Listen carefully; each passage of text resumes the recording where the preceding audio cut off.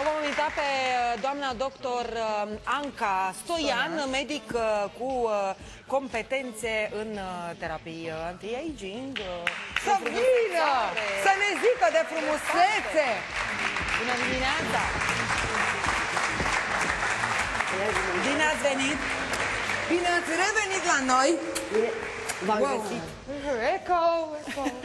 Da. Așa de dimineață vine... De dimineață trebuie să arătăm bine până seara, dar culmea că trebuie să arătăm bine și în timpul nopții, trebuie să arătăm bine permanent. În timpul nopții ne reface. Ah, ce tare! Aha, deci de-aia sunt necesare cel puțin 8 ore de somn. Pentru refacere. Da, și acel somn de frumusețe la prânz. Cine l-apucă, e bine să nu-l lase din mână.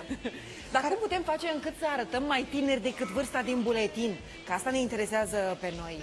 Nu neapărat să arătăm mai tineri, să șuntăm vârsta din buletin, ci mai degrabă să ne simțim bine în pielea noastră, să păcălim cumva vârsta, dar într-un mod natural. Pentru că noi putem să șuntăm aceste aspecte ale îmbătrânirii cronologice prin o grămadă de metode anti-aging în momentul de față, de la banala injectare până la proceduri extrem de sofisticate. Doar că ele, pe măsură ce timpul trece, nu mai devin eficiente. Pentru că, de fapt, noi nu avem un suport ca să susțină aceste proceduri. Ne lipsește ceva din interior. Nu neapărat că nu avem noi necesarul de vitamine, minerale sau gena noastră a tinereții nu funcționează cum trebuie, că de fapt acolo s-a ajuns. Dar tot auzim de vârstă cronologică și vârstă metabolică. Exact. Care e diferența dintre cele două?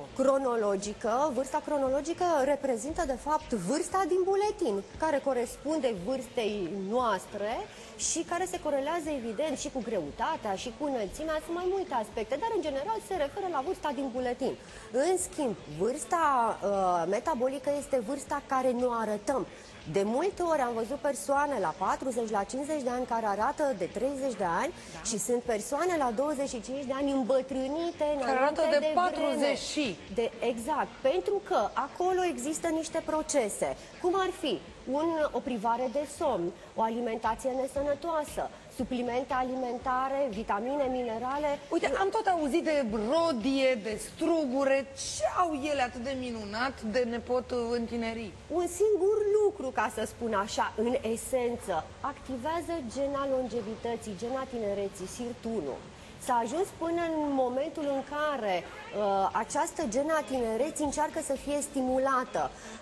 Evident, se poate prin foarte multe metode, doar că în momentul de față există o formulă exclusivistă care este și documentată prin studii care poate face așa ceva astfel încât acest SIRT1, că despre el discutăm, poate fi activat să ne păstrăm în mod natural tinerețea și sănătatea, atât a pielii cât și a interiorului. De aceea conceptul este in-out. Avem o terapie interioară care ne activează această genă și o terapie exterioară care vine să completeze efectul interior. Adică ce înțelegem noi de aici? Că nu putem să ajungem la niște rezultate bune sau așteptate pe de termen noi lung, pe termen lung? Pe termen lung nu. Dacă mergem într-un salon de estetică și am făcut o procedură adică și nu merge doar cu creme, tratamente din când în când. Și când ne aducem aminte, nu. Merge pe dinăuntru și pe din afară. Și pe dinăuntru și pe din afară trebuie să fie un concept. Trebuie să ne ajutăm și înăuntru și în afară, pentru că e clar, aspectul pielii noastre și aspectul nostru sănătos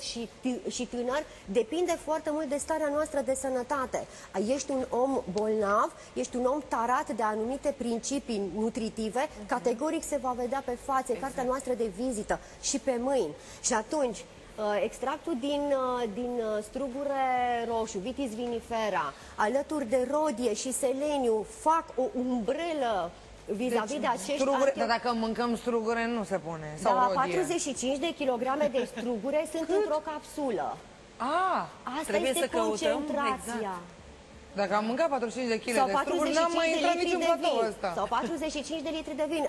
E peste limita noastră omenească. Unii domni ar fi de acord. Pe zi nu cred. Pe zi nu cred.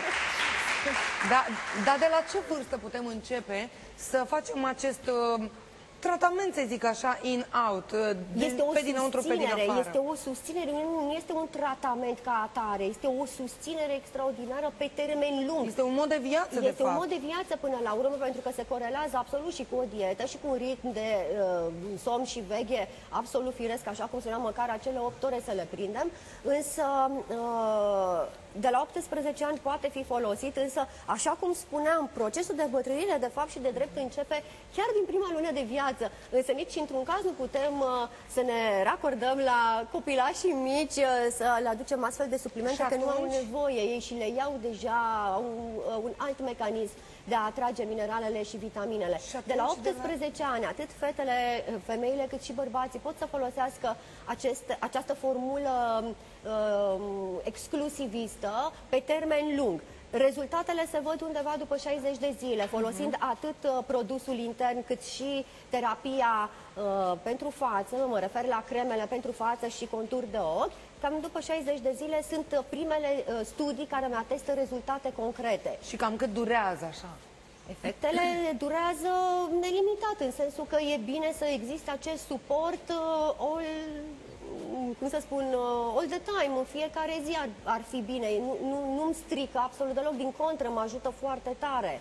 Mă ajută și din punct de vedere al neutralizării radicalilor liberi, are și un efect cardioprotector prin scăderea concentrației colesterolului rău și mi-l ridică pe cel bun, are și un efect antiinflamator pentru că rodia, elixirul zeilor, nu de pomană a fost așa denumită, are atât de multe efecte benefice și în special antioxidante, încât cumva de acolo vine și acest efect anti-aging. Dar ele trebuie luate, adică putem lua pe un termen anume extract de struguri, pe un termen rodie, pe un termen alte suplimente alimentare, nu le putem lua separat, pentru că să găsim ceva care să această formulă exclusivistă are concentrația maximă din fiecare, astfel încât ele să se potențeze și să aibă și rezultatul despre care vorbeam. Dacă le-am luat separat, nu aș putea să spun că aș avea același rezultat. Am mai auzit și de seleniu, cum că ar ajuta foarte mult. Seleniu, cum spuneam și data trecută, este regele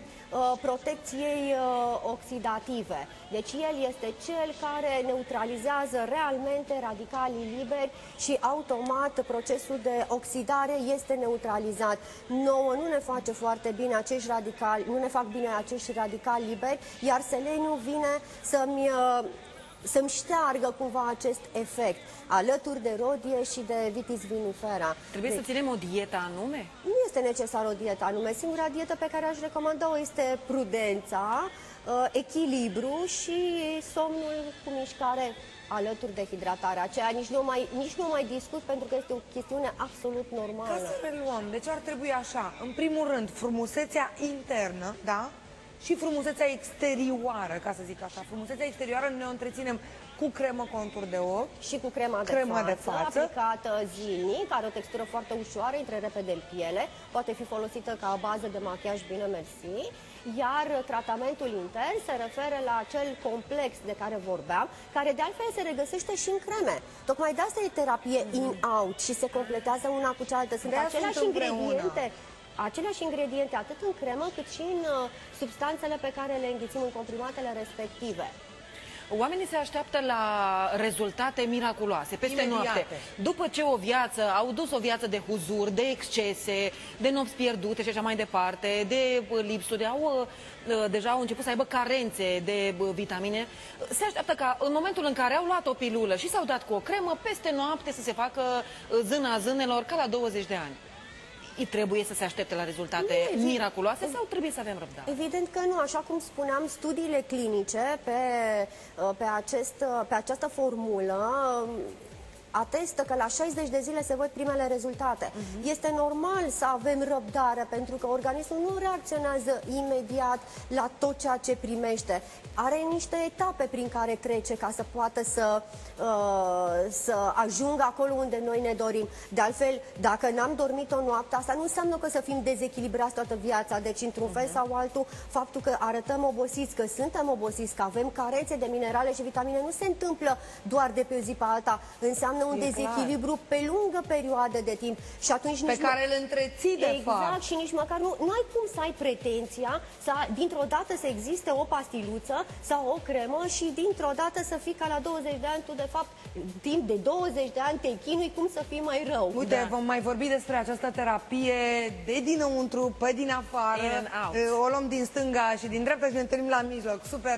Doamna doctor Anca Stoian, îți mulțumim din suflet, mai ajutantă la noi. După publicitate vom învăța cum să scăpăm de ochelari.